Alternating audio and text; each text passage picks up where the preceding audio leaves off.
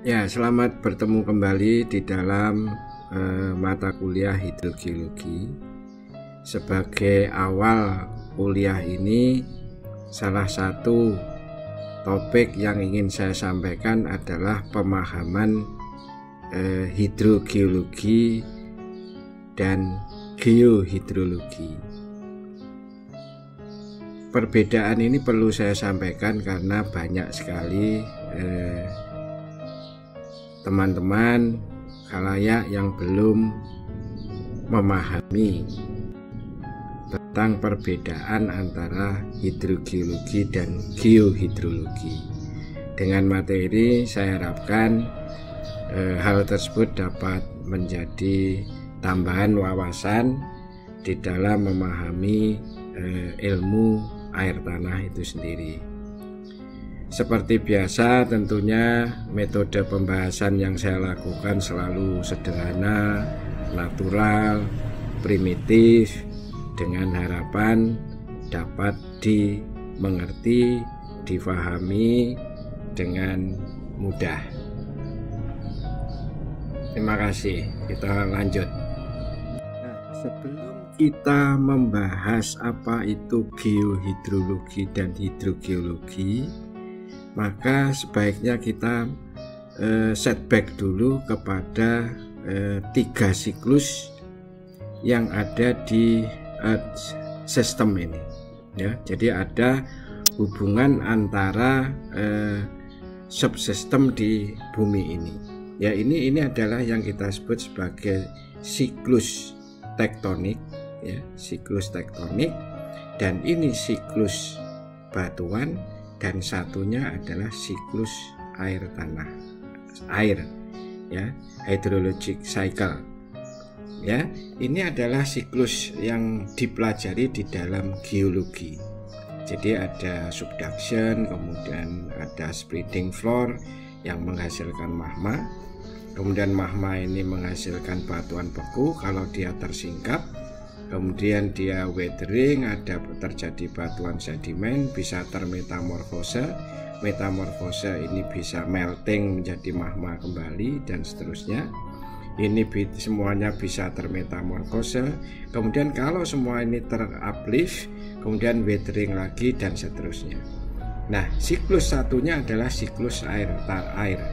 Ya, saudara sudah mengenal ini dengan baik. Ada presipitasi, ada evapotranspirasi, ada transpirasi, kemudian presipitasi, dia hujan, ada evaporasi lagi, evapotranspirasi lagi, dan satunya adalah terinfiltrasi ke dalam tanah, masuk di dalam tanah dan batuan, sehingga di sini terjadi persinggungan intersepsi antara siklus hidrologi dan siklus batuan, ya. Jadi kalau saudara lihat ini nanti, ini tuh lebih dipelajari di dalam geologi. Nah, ini di dalam di sini ini adalah hidrologi. Nah, 2 bidang ilmu induk geologi dan hidrogeologi dan geologi inilah yang nantinya akan menjelaskan perbedaan antara geohidrologi dan hidrogeologi.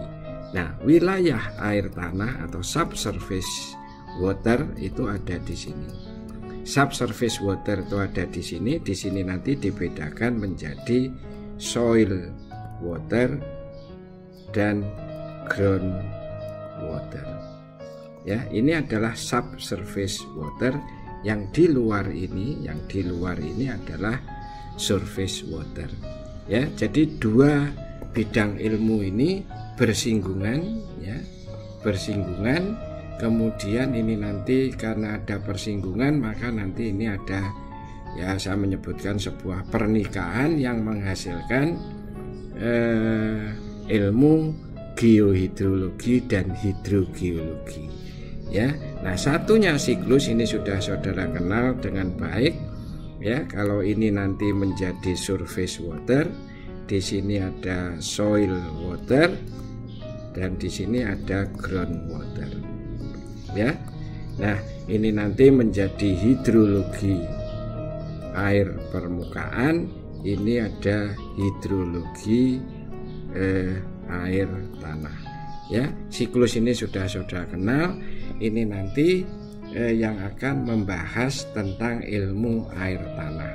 Jadi ilmu air tanah itu sendiri.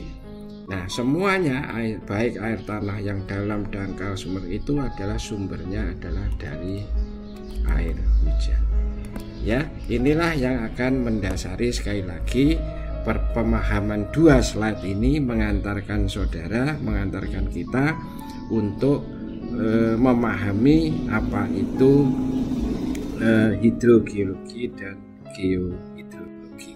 Ya, mari kita lanjutkan. Menurut undang-undang kita yang baru maupun yang lama, ya, undang-undang SDA kita yang baru, itu pemahamannya adalah air itu adalah semua air yang terdapat pada di atas dan di bawah permukaan tanah, dan air laut yang berada di daratan. Jadi kalau saudara lihat di sini, maka sumber daya air atau air di dalam sumber daya air itu adalah air yang ada di daratan dan sedikit air laut yang ada di daratan. Ya.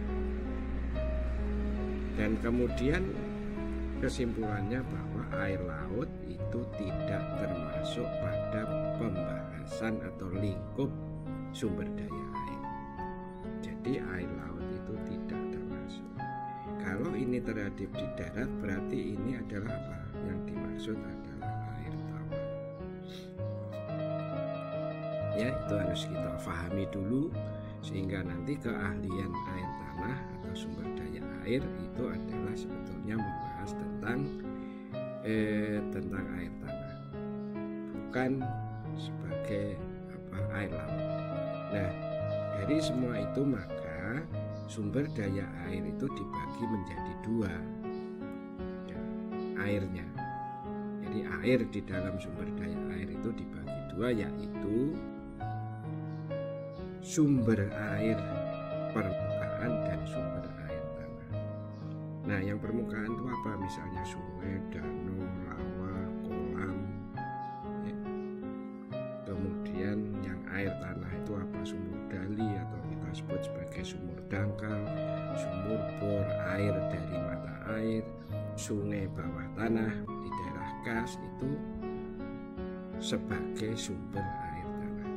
Jadi ini 2 ini yang kita pahami di dalam pembahasan berikutnya. Maka kalau kita lihat dari sumber air atau air di dalam SDA, ya, itu ada air permukaan dan air tanah. Maka di sini akan ada yang namanya hidrologi air permukaan dan hidrologi air tanah. Ya, maka ini nanti menjadi kompetensi hidrologi air permukaan dan kompetensi hidrologi air tanah. Ya, itu pembagiannya demikian supaya kita tahu urutannya kenapa kok seperti itu. Nah, kemudian di hidrologi air tanah ini, ya, ini ada 2, satunya adalah hidrogeologi dan geohidrologi. Nah, maka inilah sebetulnya yang harus kita pahami. Hidrologi air tanah itu sama-sama air tanah yang dipelajari, tetapi ada 2 kompetensi, satunya hidrogeologi, satunya geohidrologi. Nah, mari kita lihat apa bedanya, bahasannya. Nah, kita tahu itu ilmu pokoknya atau induk ilmunya itu adalah geologi dan hidrologi. Kita semua tahu lah, geologi adalah ilmu yang mempelajari penyebaran, pembentukan batuan di bumi bla bla bla bla bla, tentang batuan. Hidrologi adalah ilmu yang mengenai penyebaran, pembentukan dan kualitas tanah dan tentang air di bumi. Jadi ini tentang batuan, ini tentang air. Kalau kita umpamakan ini menikah gitu ya, maka dia itu punya 2 anak kembar. Yang satunya adalah hidrogeologi, satunya adalah geohidrologi. Ya, jadi ini ada hidrogeologi, satunya geohidrologi. Nah, sekarang bedanya apa ini anak kembar ini? Sifatnya. Kita mulai dulu di geohidrologi. Kita pecah satu-satu. Geo itu apa? Dari geologi, dari bapaknya ini. Hidro dari ibunya. Jadi ada geologi. Geologi itu belajar batuan. Batuan itu nanti apa? Sebagai wadah. Nah, hidrologi itu adalah hidro, air. Air itu apa? Isi. Nah, geohidrologi itu fokusnya pada hidrologi. Fokusnya, keahliannya itu ada di isi atau di air. Air yang ada di dalam batuan atau isi yang ada di dalam wadah. Ya, jadi itu ya, sudah paham. Jadi hidrologi di belakangnya itu adalah fokusnya air. Air yang ada di dalam batuan atau isi yang ada di dalam wadah. Jadi fokusnya pada air. Nah, beda hidrogeologi itu kebalikannya. Ya, geologi itu batuan, wadah. Ya, hidro itu ya hidro, air, isi. Ini adalah fokusnya adalah geologi, fokusnya batuan, fokusnya wadah. Jadi ini adalah batuan yang mengandung air, wadah yang ada isinya. Itu ya. Kalau ini tadi kan isi yang ada di dalam wadah. Kalau ini wadah yang ada isinya. Jadi fokusnya itu adalah batuan yang mengandung air. Jadi fokusnya wadah. Nah, maka ini biasanya yang backgroundnya itu adalah orang geologi, tambang, ya, ilmu-ilmu kebumian yang fisik, mempelajari geologi batuan.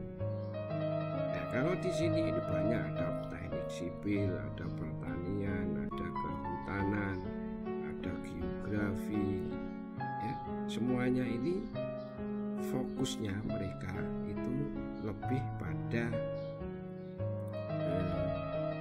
isinya. Nah, sekarang bedanya apa orang-orang ini kalau lapangan? Kalau orang geohidrologi ya, melihat mata air,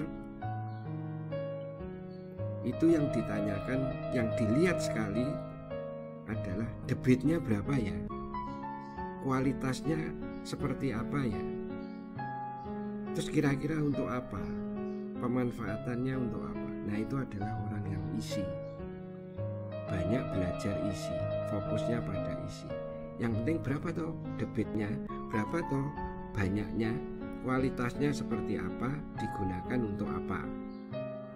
Kalau orang hidrogeologi itu melihat mata air, itu yang dilihat adalah itu airnya keluar dari apa, batuan apa, sistemnya apa, apakah dia pori, sistem fracture, apa pengaruh, ada pengaruh struktur enggak ya, ginesanya mata air apa ya,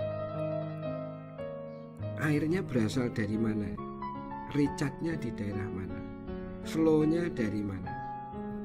Nah, itu orang hidrogeologi ya. Jadi yang dilihat adalah sekali lagi lebih pada ini adalah lebih hidrogeologi itu batuannya yang mengandung air.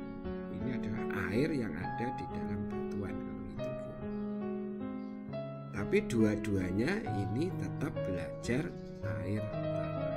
Jadi tetap belajarnya air tanah. Fokusnya air apa?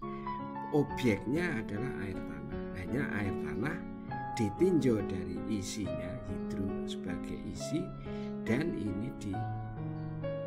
ditinjau di sini sebagai wadah, sesuatu yang ada di dalam wadah. Itu ya bedanya. Nah, ini kita lihat ini ya. Geologi adalah tadi sudah saya sampaikan, mempelajari bumi, komposisi dan sebagainya, proses pembentukan. Hidrologi adalah cabang yang mempelajari gerakan di sini kualitas air di bumi termasuk bla bla bla. Ini dari Wikipedia itu ya. Nah, maka di sini kesimpulannya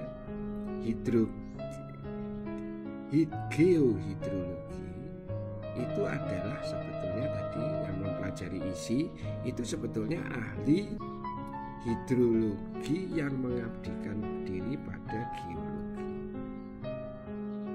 Kalau hidrogeologi itu seorang geologi yang mengabdikan dirinya atau belajar hidrologi. Ya, jadi gitu ya. Jadi ada hidrologi, belajar geologi, ada yang geologi belajar hidrologi. Ya, maka ini nanti ahlinya adalah sebetulnya dia belajar apa? Geohidrologi. Ini hidrogeologi. Ya, itu ininya. Jadi sekali lagi ini backgroundnya geologi backgroundnya. Ini backgroundnya hidrologi. Nah, ini sebagai contoh ya, saya sebagai contoh aja sebuah buku ya, sebuah buku yang dipakai di Eropa, sebuah buku yang terkenal dari Schneider, itu buku kitab sucinya orang-orang hidrogeologi dan geohidrologi. Itu kalau kita lihat di sini hidrogeologi babnya itu tentang, kalau saya singkat ini isinya itu yang dipelajari ini adalah tentang tadi wadah yang mengandung isi ya, jadi sifat batuan terhadap air. Ini adalah hidrogeologi.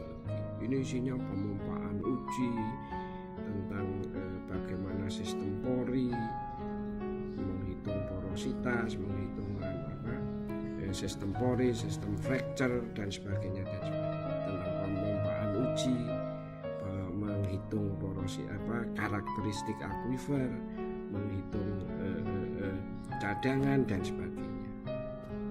Nah, ini buktinya. Jadi ada bukunya yang membahas itu. Nah, kalau ini geohidrologi di buku yang sama itu ada bab geohidrologi dan ada bab hidrogeologi. Ini yang geohidrologi yang dipelajari apa ini? Sama seperti hidrologi. Kreislauf des Wasser itu adalah siklus hidrologi. Ini mempelajari penguapan, mempelajari transpirasi, infiltrasi dan sebagainya. Ya, mempelajari hidroklimatologi. Ya, terus dia belajar juga lisimeter, menghitung ini lisimeter, menghitung infiltrasi, metodenya dan sebagainya. Jadi ini cenderung ke hidrologi. Jadi ini adalah isi yang ada di dalam wadah. Ya, di air dalam batuan. Ya, ini contohnya.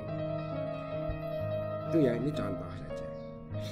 Nah, berarti kalau kita lihat di sini, ini adalah lingkup bahasan hidrologi air tanah. Gambar ini adalah apa? Gambar yang menggambarkan penyebaran air di bawah permukaan. Jadi subsurface water. Jadi kalau kita lihat subsurface water itu ada soil water dan ground water. Ya. Nah, ini yang di atas ini tentunya surface water. Jadi di atas ini surface water, ya. Yang di bawah ini di sini itu subsurface water. Nah, kalau kita lihat tadi, maka bahasan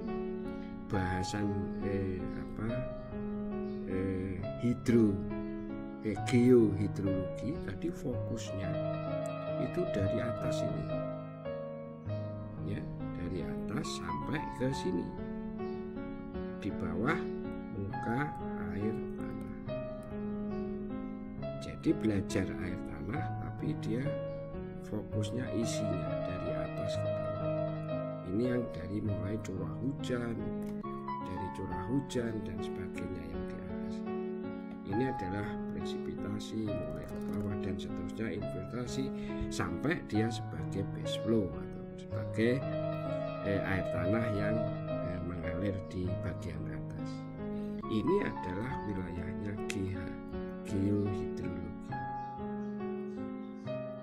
Nah, kalau orang geohidrologi, hidrogeologi itu belajar fokusnya itu dari bawah sih. Ya, nah sampai di sini, sampai ke infiltrasi. Ini fokusnya. Jadi fokusnya ini adalah di wadah. Ini fokusnya ada di isi, gitu ya. Jadi ada overlapping. Ini adalah, nah karena perkembangan ilmu dan seterusnya, bahwa orang ini tadi ya, orang hidrogeologi nggak bisa belajar hanya dari sini, dari sampai di permukaan, karena dia butuh pemahaman hidrologi juga, pemahaman asal air, yaitu asalnya dari air hujan, sehingga dia juga belajar hidrologi sebetulnya. Ini tambahan. Ini tambahannya itu adalah di sini. Tambahan bagi orang hidrogeologi, karena dia tidak lepas dari analisis curah hujan, klimatologi, recharge dan sebagainya di atas sana. Sedangkan orang geohidrologi ini juga tidak bisa hanya belajar di sini. Dia sedikit-sedikit juga harus belajar tentang batuan. Ya, dia mulai belajar di sini. Ini adalah tambahannya HG. Ini tambahannya GH. Ya. Jadi akhirnya apa loh? Jadi akhirnya sama. Ya, itulah akhirnya di dunia itu ikatan ahlinya, profesinya itu namanya IAH. Ikatan Ahli Hidrogeologi Internasional, International Association of Hydrogeologists. Ini bergabunglah yang ahli GH dan HG. Jadi sebetulnya ahlinya sudah jadi satu. Nah, sehingga sekarang kalau sudah lihat buku-buku itu perkembangan sekarang, geohidrologi itu sudah tidak banyak dipakai. Yang dipakai adalah hidrogeologi, karena persatuan ahlinya di internasional dan di negara-negara lain itu adalah hidrogeologi. Di Prancis, di Jerman itu ahli hidrogeologi, bukan ahli geohidrologi. Nah, sedangkan di Indonesia, karena kita ingin mencapai merekrut semua ahli air tanah, maka di Indonesia namanya PAI, Perhimpunan Ahli Air Tanah. PAI, jadi Persatuan Perhimpunan Ahli Air Tanah Indonesia. Jadi di sini air tanah. Di Indonesia tidak mengambil ahli geohidrologi atau hidrogeologi, tetapi memakai kata air tanah, karena kedua-duanya belajar air tanah. Kesimpulannya apa akhirnya? Kesimpulannya adalah hidrogeologi dan geohidrologi itu dua-duanya adalah belajar air tanah, keduanya overlap, hanya ahlinya, kompetensinya itu berbeda satu dengan yang lain. satunya lebih menguasai wadahnya, satunya lebih menguasai isinya. Itu ya, jadi itu adalah beda geohidrologi dan hidrogeologi. Tapi sekarang tidak perlu dimasalahkan, keduanya adalah belajar air